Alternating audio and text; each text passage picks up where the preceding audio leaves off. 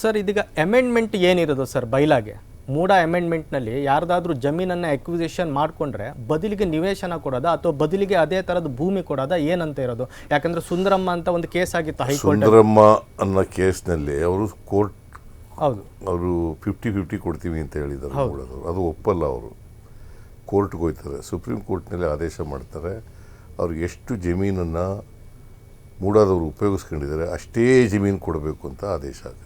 ಹೌದು, ಬಟ್ ಈಗ ಬೈಲಾದಲ್ಲಿ ಏನಂತ ಕೇಳಿದೆ ಸರ್, ಈಗ ಎಷ್ಟು ಎಕರೆಗೆ ಎಷ್ಟು ಸೈಟ್ ಅಂತ ಏನು ಮಾಡಿದ್ದಾರೆ ಅಂತ ಇದಾದಮೇಲೆ ಮೂಡಾದಲ್ಲಿ ಅಷ್ಟೆಲ್ಲ ದುಡ್ಡು ಕೊಡೋಕ್ಕಾಗಲ್ಲ, ಲ್ಯಾಂಡ್ ಎಕ್ಷನ್ ದುಡ್ಡು ಕೊಡೋಕ್ಕಾಗಲ್ಲ. ಅದಕ್ಕೋಸ್ಕರ ಏನು ಮಾಡಿದ್ರು, 50 ಡೆವಲಪ್ಡ್ ಏರಿಯಾದಲ್ಲಿ 50% ಕೊಡೋದು ಅಂತ ಮಾಡ್ಕೊಬಿಟ್ರು.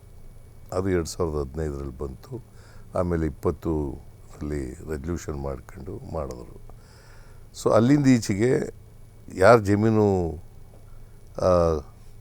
ಮೂಡಾದವ್ರು ತಗೋತಾರೆ ಅದಕ್ಕೆ 50-50 ಅನುಪಾತದಲ್ಲಿ ಕೊಡ್ತಕ್ಕಂಥದ್ದನ್ನು ಪ್ರಾಕ್ಟೀಸ್ ಮಾಡಿದ್ರು. ಅದು ಮುಂದುವರ್ಕೊಂಡು ಹೋಗ್ತಾ ಇದೆ.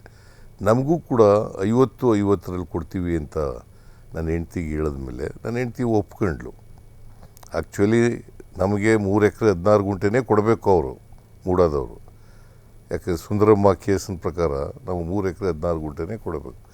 ಆದರೆ ನಿಮಗೆ 50-50 ಕೊಡ್ತೀವಿ, ಈಗ ಮೂಡಾದಲ್ಲಿ ಇರೋದು ಪ್ರಾಕ್ಟೀಸ್ ಹಂಗೆ, ಅದಕ್ಕೋಸ್ಕರ ಮಾಡ್ತೀವಿ, ರೆಸಲ್ಯೂಷನ್ ಕೂಡ ಮಾಡ್ಕೊಂಡಿದ್ದೀವಿ ಅಂತಂದರು. ಆಲ್ ರೈಟ್ ಒಪ್ಕೊಂಡು 2021ರಲ್ಲಿ ನಾವು ಅಧಿಕಾರದಲ್ಲಿರಲಿಲ್ಲ, ಬಿಜೆಪಿಯವರು ಅಧಿಕಾರದಲ್ಲಿದ್ದಾಗ ತಗೊಂಡ್ರು. ನ್ಯೂಸ್ ಫಸ್ಟ್ ನಿರ್ಭೀತಿಯಿಂದ ನಿಮ್ಮ ಪರವಾಗಿ.